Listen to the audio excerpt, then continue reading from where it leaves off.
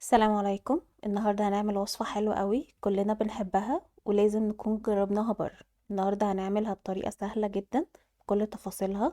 هنعمل سويت اند ساور تشيكن ونودلز، طعمها خيال. أكلة سهلة وبسيطة، مش هنحتاج ناكلها تاني من بره لأننا هنعملها زيها بالظبط في البيت بنفس الطعم الخطير، لأن مكوناتها سهلة وطريقتها سهلة جدا. لو أول مرة تشوفوني، أنا إيمان. متنسوش تعملوا لايك وشير للفيديو وسبسكرايب للقناة، ويلا بينا نبدأ. المقادير هتكون نص كيلو صدور فراخ مكعبات، بيضة كاملة، ربع كوب خل عادي، ربع كوب سكر، ربع كوب صويا صوص، ربع كوب كاتشب، فصين توم مفرومين، سمسم، ملح وفلفل اسود، فلفل الوان مكعبات وبصل مكعبات، نص كوب مية عليها نص معلقة نشا، 3 معالق نشا، 3 معالق دقيق. اول حاجة هنبدأ بيها مكعبات الفراخ. بولة هننزل فيها بالفراخ، وهبدأ أتبلها برشة ملح ورشة فلفل أسود، وهبدأ أقلبها كويس جدا عشان أتأكد إن كل قطعة فراخ اتبلت كويس. بعدين هجيب البيضة وهنزل عليها بمعلقة كبيرة صويا صوص. هنبدأ نقلب البيض كويس جدا وكأننا هنعمل أومليت. عايزين البياض والصفار والصويا صوص يمتزجوا كويس جدا مع بعض. هنبدأ ننزل بالبيضة على الفراخ ونقلبهم كويس جدا مع بعض. عايزين مكعبات الفراخ تتغطى بالبيض كويس جدا.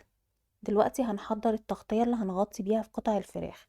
دول 3 معالق كبار هرمية دقيق و3 معالق كبار هرمية نشا. هنقلبهم كويس جدا مع بعض. المقدار ده هيكفي نص كيلو بالظبط.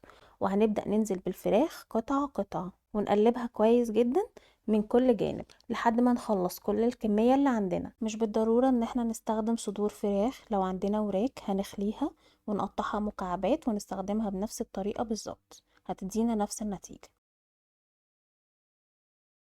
طاسة على النار فيها زيت غزير ساخن، وهنبدأ ننزل بالفراخ نقليها كلها.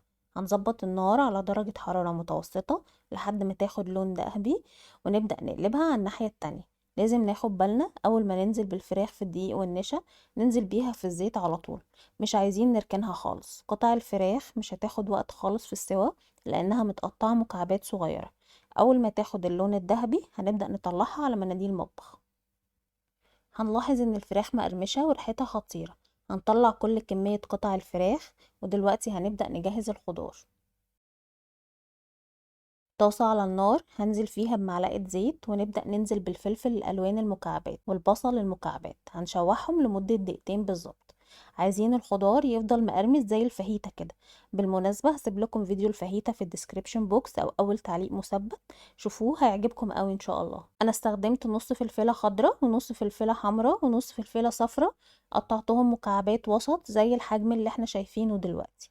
وبصلاية صغيرة قسمتها 4 أرباع. اول ما الخضار يتشوح هبدأ انزل بفص الثوم المفروم، وبعدين الصويا صوص والخل والكاتشب، وبعدين السكر، ونبدأ نقلب كويس جدا. مش محتاجين نحط ملح، هنكتفي بالصويا صوص.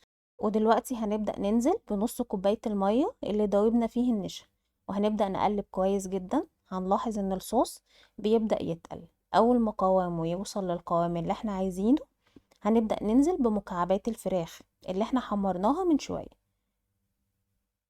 هنبدأ نقلبها كويس جدا مع الصوص. عايزين كل قطعة فراخ تشرب في الصوص اللي عملناه. هنسيبها 5 دقايق بالظبط ونطفي عليها. شايفين الفلفل لسه محتفظ بقوامه ازاي وفي سنة قرمشة كده؟ احنا عايزينه كده بالظبط، مش عايزين الفلفل يتهري مننا. فلفل الالوان لو لاحظتم انا دايما بعتمده في وصفات كتير، وده لانه مصدر قوي جدا لفيتامين سي، ده غير فوائده التانية الكتير جدا. دلوقتي هنعمل النودلز، ودي مقدارها هتكون 250 جرام مكرونة فيتوتشيني، 3 معالق كبار كاتشب، 3 معالق كبار صويا صوص، فص توم مفروم، فلفل ألوان قطعتهم ترانشات بالطول. أول حاجة هنسلق المكرونة. مية بتغلي وهنزل برشة ملح وهنزل بالمكرونة. أنا قسمت المكرونة نصين عشان تكون أسهل في الأكل، لكن لو عايزين نسلقها كاملة هتدي نفس النتيجة، مفيش مشكلة. انا ما بحطش خالص اي زيت في سلق المكرونه. انا بسلق المكرونه 3 ارباع سوا، يعني لو على العبوه مكتوب 10 دقايق انا بس بسلقها 7 دقايق. بعد ما المكرونه بتتسلق هنصفيها ونبردها، وهنحتفظ بنص كوبايه من ميه السليق.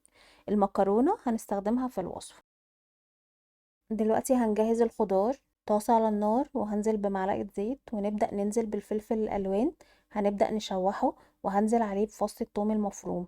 هشوح الفلفل كويس جدا، بس برضو هنحافظ على قرمشة الفلفل. ممكن نستخدم لون واحد من الفلفل، مش شرط التلات ألوان.